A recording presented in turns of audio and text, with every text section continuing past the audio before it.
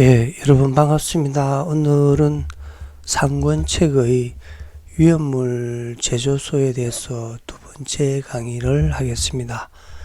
교재는 상권책의 60에서 74페이지의 내용입니다. 위험물 제조소죠. 위험물 제조소는 그 위험물을 만드는 거죠. 생산을 목적으로 지정 수량의 위험물을 취급하기 위하여 허가를 받은 장소를 위험물 제조소라 합니다.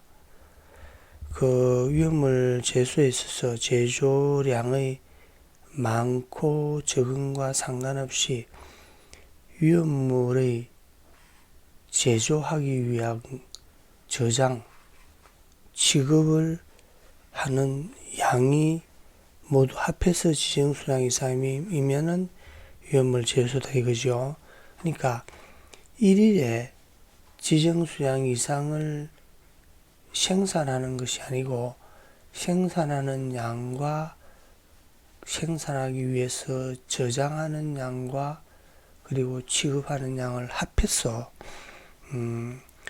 지정 수량 이상이 되면은 위험물 제조소로 정하고 제조소의 허가를 받아야 됩니다. 제조소의 형태를 보면은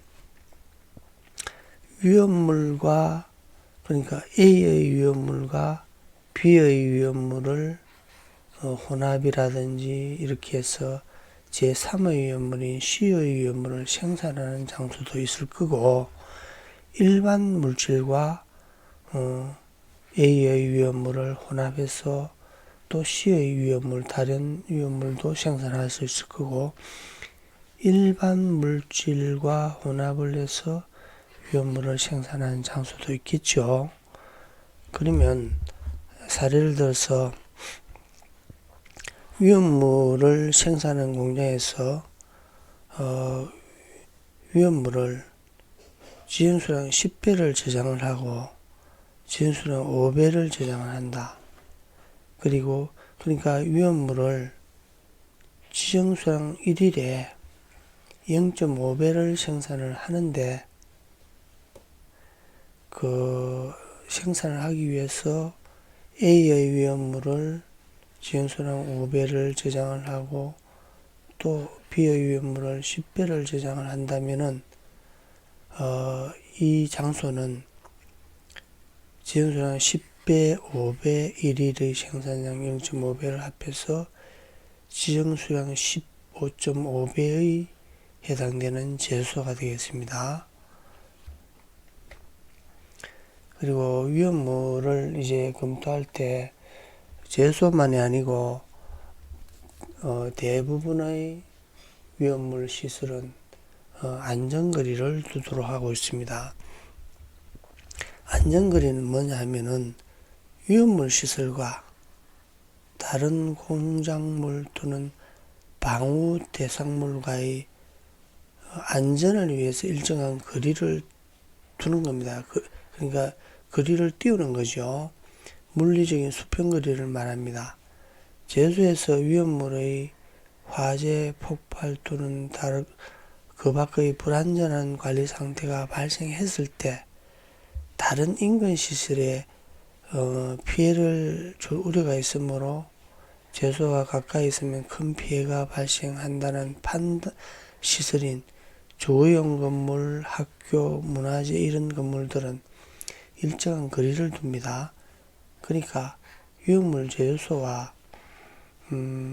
학교 이제 30m의 거리를 띄운다는 것은 더 많이 띄우면 좋겠지만은 이제 어느 정도의 안전 확보를 위해서 30m의 거리를 띄운다 이거죠. 또 문화재도 보호를 하기 위해서 일정 거리를 띄운다든지 목적은 위험물 시설에 화재나 폭발 등의 재해가 발생했을 경우 주변 시설이나 인명을 보호하기 위해서 보호해야 될 주변 시설물의 종류에 따라서 적정한 거리를 두어 인적 물적 피해를 방지하기 위한 겁니다. 안전거리를 두지 않아도 되는 위험물 시설은 육류위험물의 제조소는 안전거리를 두지 않습니다. 육류위험물은 비교적 안전하다 이거죠. 그래서 그리고 위험물 시설별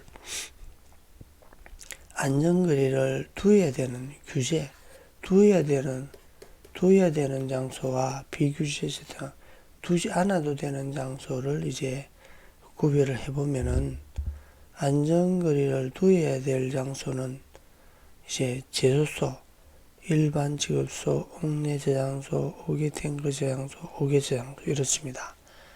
근데 안전거리를 두지 않는 장소를 보면 옥내 탱크 저장소, 옥내 저장소는 안전거리를 줘야 되는데 옥내 건물 안에 이제 또 안전하게 탱크에 저장한다면은 안전거리를 두지 않는다 이거죠. 지하 탱크는 좀 안전하죠. 지하에 물은 없으니까 맨홀을 통해서 이제 뭐 불이 나면 덮어버리면 되겠죠. 이동 탱크 저장소, 뭐 움직이는 시설이죠. 간이 탱크 저장소, 판매, 안반, 주유 취급소, 이송 취급소. 이제 상대적으로 이쪽 시설보다는 위험성이 덜하다는 판단해서 법을 만드는 거죠.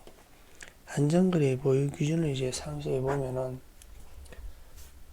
이 수평거리입니다. 위험물 제조소와 학교가 있다면은 이제 수평, 하늘에서 봤을 때의 수평거리죠. 수평거리입니다. 주거용 건축물은 그러니까 주택이라든지 아파트라든지 이런 주거용 건축물은 위험물 제조소와 10m 이상의 거리를 띄우고 다음에 아래 장소는 30m 이상입니다. 학교, 병급, 의료기관, 공연장 이런 이제 노인복지시설이나 이런 시설은 30m 이상을 띄웁니다. 문화재 중에 유형문화재와 기념물 중 지정문화재에 있어서는 50m를 띄웁니다. 그리고 가스시설 20m 이상인데 가스시설도 여기에 해당되는 시설은 20m 이상입니다. 그리고 전선과의 거리는 사용전압이 7000초가 35,000V 이하의 특고압 가공 전선은 3m 이상, 35,000V를 초과하는 특고압 가공 전선에 대해서는 5m 이상의 거리를 띄웁니다. 이렇습니다. 제조소와 학교, 병원 등은 이렇게 30m의 거리를 띄우고 주거용 건축물은 10m, 문화재는 50m, 그리고 학교도 이제 이 부지 경계선이나 울타리를 기준으로 하지 않고 제일 제소와 가까운 측의 학교의 건물의 외벽입니다. 학교 안전거리 측정 기준은 학교는 건물 기준으로 하며 울타리나 부지 경계선을 기준으로 하지 않는다. 이것도 이제 기준에 나와 있지 않고 소방청에서 이제 지리의 신에서의 그 유권 해석입니다. 제수 등의 안전거리 산정 기산점은 제조소 등의 외벽 또는 이에 상당한 공작물의 외벽에서 기준을 둡니다.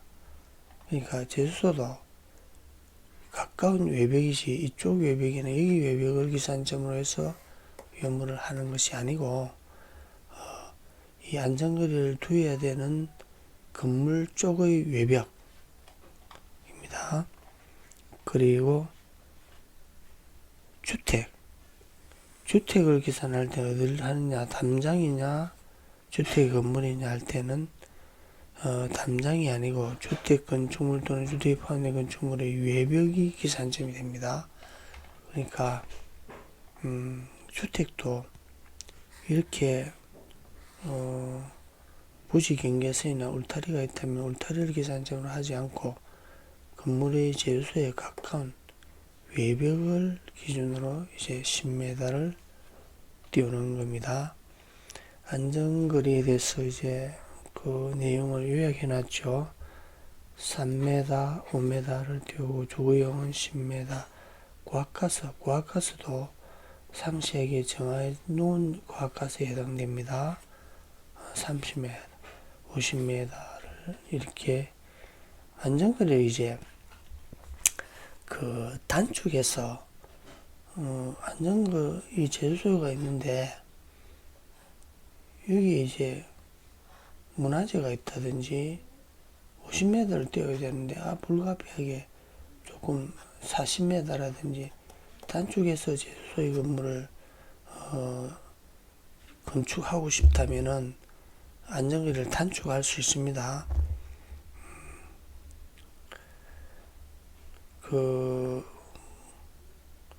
그러나 고압가스나 액화석유가 도시가스를 제조하는 취업시설은 전선은 벽을 설치해서 단축할 수 없습니다.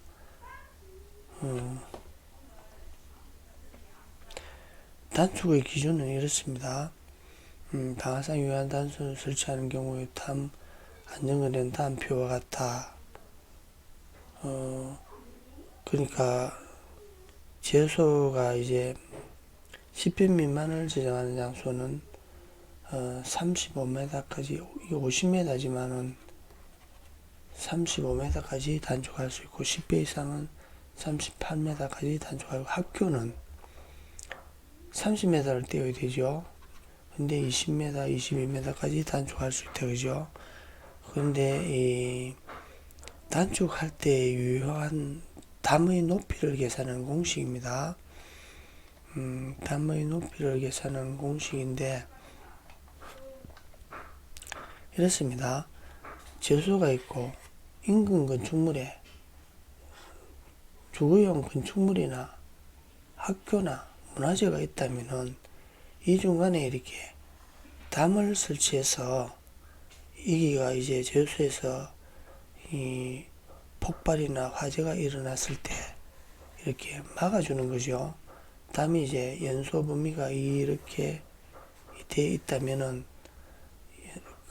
이렇게 담으로 어느 정도 연소를 막아줌으로써 이 안전거리를 단축할 수 있다는 거죠. 여기서 이제 D는 제소와 공작물의 거리, H는 인근 건물 공작물의 높이이죠. 문화재라든지 학교 이런 높이. 그리고 A는 제소 외벽의 높이. 제소의 지붕은 계산하지 않고 벽면 외벽의 높이입니다. 그리고 제소와 방화상 유한 담의 거리 D입니다. 그리고 방화담의 높이. 방화담도 이렇게 낮게 하면 안 되겠죠. 이렇게 제소와 인근 건축물과 연소 범위의 이 곡선을 그려서 이렇게 방화를 막을 수 있는 담의 높이가 되어야 되겠죠. P는 표의 상수입니다. 그러면 이 공식에 H는 PD자승 플러스 A와 이 계산을 해서 이쪽이 크거나 같으면은 방화담의 높이는 2m까지 하면 된다 이거죠. 그런데 여기를 계산을 해서 이쪽에 그 방호 대상물의 높이 그러니까 주거용 건축물이나 학교나 문화재의 벽의 높이가 더 높으면은 방화담의 높이는 이 공식을 적용해서 방화담의 높이를 H를 계산해 내는 겁니다. 방화담의 재질은 불연 재료로 하도록 되어 있으며 벽의 두께 등 급학의 구체적인 기준은 없습니다. 그런데 방화담은 철근 콘크리트로 하는 것이 바람직하지만 방화담의 재질도 이렇게 그 기준을 변경하는 것이 바람직하겠죠. 방화담은 철근, 콘크리트 등의 내화 구조로 하고 두께는 뭐 20cm 또는 30cm 이상으로 하라. 이 이제 기준이 없는 것이 좀 문제입니다. 그죠? 이게 사실은 민원이 말입니다. 방화담의 기능을 하지 못하는 함석으로 이렇게 했다면은 기준에는 문제가 없습니다. 불연 재료죠. 벽의 두께 되는 기준이 없는 거죠. 그러니까 이것도 이제 기준을 정비하는 것이 바람직합니다. 그리고 이게 이제 상수 P의 값을 기준에 정하고 있죠.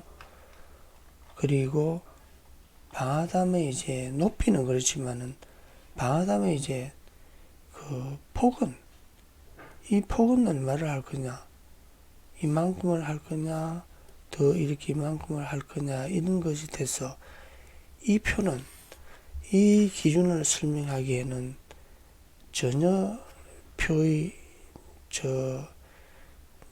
내용이 맞지 않습니다. 그래서 다음 페이지는 제가 그렸습니다.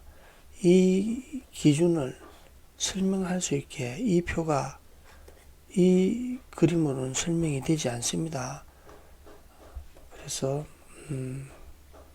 방화담의 높이는 이렇게 합니다. 이렇게 학교와 그 위험물 제소의 오개 탱크를 30m를 뛰어야 되지만은 좀 단축해서 22m를 하기 위해서는 이렇게 조건이 이 위험물 탱크와 방화담과는 12m다. 그럼 이거는 10m죠. 10m고 학교는 30m다. 위험물 제소 오개 탱크는 10m다. 그러면 방화담 높이 H는 얼마가 돼야 되느냐를 계산해 보면은 그렇습니다. 이 H는 30m죠. 근데 BD자성 A 이렇게 대입해 보면은 이렇습니다. 30m가 더 커집니다. 그럼 이 공식은 맞지 않죠. 이쪽이 크거나 같아야 되죠. 공식을 다시 이제 다음 공식을 이렇게 적용해 보면은 이 공식 맞죠? 오히려 30m가 크니까 맞습니다. 그러므로 이 H를 이 공식은 맞으면은 H는 인데 맞지 않으니까 이 공식에 적합하니까 H가 이리 크죠. 30은 29.6이니까 그러면 그러므로 방화담의 높이는 이 공식에 대입해서 16.4m란 이제 높이를 계산해내는 겁니다. 한 번 더 설명을 드리면 방화담의 높이를 얼마를 계산할 거냐 이제 H와 PD사성 플러스 A를 대입을 해서 이쪽에 방화담 놈의 높이보다 크거나 같으면은 방화담의 높이는 2m입니다. 근데 이게 맞지 않고 이렇게 적용되면 대입을 했는데 이렇게 적용이 되면은 높이는 이 공식을 적용해서 방화담의 높이를 계산해 내는 것입니다. 그러니까 여기서의 사례도 이 사례도 적용을 해 보니까 이게 30이 더 크죠. 29.36이 되었습니다. 그러면은 결국은 H는 2m가 아니고 이 공식을 적용을 해서 방화담의 높이를 계산하니까 16.4m가 되는 거죠. 그렇게 하는 겁니다. 그리고 한 번 더 사례를 이제 하나 더 해보면은 이게 이제 조금 더 이 거리가 달라진 거죠. 앞에는 12m였는데 같은 조건에서 이제 8m로 이렇게 방화담을 학교 쪽으로 더 옮긴 거죠. 옮기면은 계산해 보면은 매 마찬가지로 30은 29.36이니까 H는 2m에 해당이 되지 않죠. 그러면 이제 다음 공식을 해서 여기에 해당되니까 이 공식을 H를 대입하면은 13.2m가 됩니다. 그러니까 결론적으로는 이게 방아담이 오기탱크 쪽으로 가면 갈수록 좀 낮아지는 거죠. 그리고 학교 쪽으로 이제 학교의 외벽의 높이가 높으니까 이쪽으로 오면 올수록 방아담 H는 더 높아지는 거죠. 그렇게 되는 겁니다. 그리고 방아담의 길이입니다. 이 길이는 H는 공식을 적용하면 되는데 길이는 계산하는 공식의 기준이 없습니다. 그러면 제가 만드는 표죠. 방아담의 길이는 이렇습니다. 이 기준의 내용이죠. 제소수 등 어귀 외벽의 양단, 외벽의 양단이면은 어귀 탱크의 A1, A2죠. 양단을 중심으로 시설물에 해당하는 안전거리를 반전으로, 그러니까 학교는 30m의 안전거리니까 여기 이제 30m입니다. 이쪽의 A1을 기준으로 30m의 원을 그리고 또 이제 A2를 기준으로 이 30m를 반지름으로 이렇게 그립니다. 여기에 두고 또 이쪽은 여기 P1, P2가 생기죠. 그러면 P1과 A1을 이렇게 긋고 P2와 A2를 그어서 이제 이 방아담의 위치가 여기에 두겠다면은 이 폭이 될 거고 여기 위치에 두겠다면은 이 폭의 방아담의 폭이 되는 거죠. 그리고 방아담의 높이는 이 길이와 이 길이를 이제 아까 공식에 계산하면 되겠죠. 그러니까 지금 제소 별표사에서의 그림은 전혀 설명이 되지 않고 제가 이제 이렇게 설명을 할 수 있는 이 그림을 그렸죠. 이 기준을 20년 전에 제가 책을 쓰면서 이 그림의 표를 제시를 했습니다. 그런데 이제 청에서는 자존심이 상하는지 전혀 이 표를 이제 수정을 하지 않고 계속 고집을 하고 그대로 방치하고 있습니다. 그러니까 여러분들은 제가 만드는 표로 이제 그 방아담의 폭은 그 평면도로 그려서 이렇게 표를 방아담의 길이를 계산할 수밖에 없습니다. 그 방아담의 높이는 그 공식에 의해서 계산하지만은 방아담의 폭은 방아담이 이제 도면상에서 오기탱크에 가까울수록 방아담의 폭은 줄어들죠. 그리고 학교에 가까울수록 방아담의 폭은 더 넓어지겠죠. 그리고 한 번 더 설명을 드리면 방아담의 폭의 계산은 이렇게 합니다. 위험물 제수소에 오기탱크지만은 만약에 위험물 제수소가 이렇게 건물이라면은 여기를 기준으로 해서 30m, 여기를 기준으로 30m를 그리겠죠. 그런데 여기서는 그 유물 제수소에 오기탱크지 않습니까? 그럼 방류제는 해당이 되지 않거든요. 오기탱크의 한쪽 외벽의 양단이니까 이쪽입니다. A1을 기준으로 해서 30m를 반경을 해서 그려서 학교와 만나는 점인 P1을 구하고 또 이쪽의 오게 된 거의 A2를 기준으로서 30m의 방향을 그려서 만나는 점 P2를 이제 구해서 A1과 P1을 긋고 A2와 P2를 그어서 이 만나는 점을 기준으로 해서 방화벽을 어디에 두느냐에 따라서 폭이 이렇게 정해지는 거죠. 폭의 길이가 정해지는 겁니다. L이 이렇게 하면 되겠습니다. 그리고 보유공지는 공지란 말을 기준에 정하고 있습니다. 그런데 이제 이 공지를 두어야 된다는 것에서 공지를 보유한다는 의미에서 이제 보유공지라는 용어를 시중의 책에나 그리고 층에서의 이렇게 설명을 하고 할 때도 보유공지라는 용어를 쓰고 있습니다.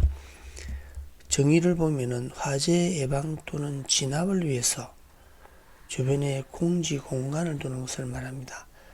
안전거리는 수평적인 거리를 둬야 되지만은 보유공지는 공간을 의미합니다. 공간을 말하는 겁니다. 그러면 안전거리는 보호해야 될 주거시설이나 학교나 이 문화재 등을 보호하기 위해서 거리를 둬야 되지만 공지는 그 개념이 아니고 화재 진압이나 예방에서 이제 어느 정도의 공간을 둠으로써 이 화재를 진압할 수 있게 하는 겁니다. 그러면 목적을 한 번 더 보면은 안전거리와 공지는 이 목적이 틀립니다. 위험물 시설의 화염이 인근 시설의 건축물 등의 연소 확대 방지를 위한 완충 공간을 두는 기능을 합니다. 이는 이제 안전거리와 좀 비슷한 개념이죠. 그리고 위험물 시설 주변에 장애물이 없도록 공간을 확보하면서 소방대가 소화 활동을 할 수 있도록 공간을 두는 거죠. 그리고 주변에 장애물이 없도록 공간을 확보함으로써 피난자가 다급할 때 이제 피난이 쉽도록 하는 것이요. 그리고 위험물 시설의 보수를 하기 위한 공간을 확보하는 겁니다. 여기서도 보유공지 공간을 두어야 되는 시설과 두지 않는 시설을 이렇게 구별해 보면은 조금 위험하다고 판단되는 제소, 일반 제소, 옥내, 오게 탱크, 오게 제한소, 간이 탱크 이는 이제 공지를 둬야 됩니다. 근데 공지를 두지 않는 시설은 옥내 탱크, 지하 탱크, 간이 탱크, 판매, 안반, 주의 주소, 이송 주소 이렇습니다. 공지를 이제 두는 걸 보면은 지정 수량이 10배 위험물 제소에 10배 이하할 때는 3m의 공지를 두고 10배를 초과할 때는 5m의 공지를 둡니다.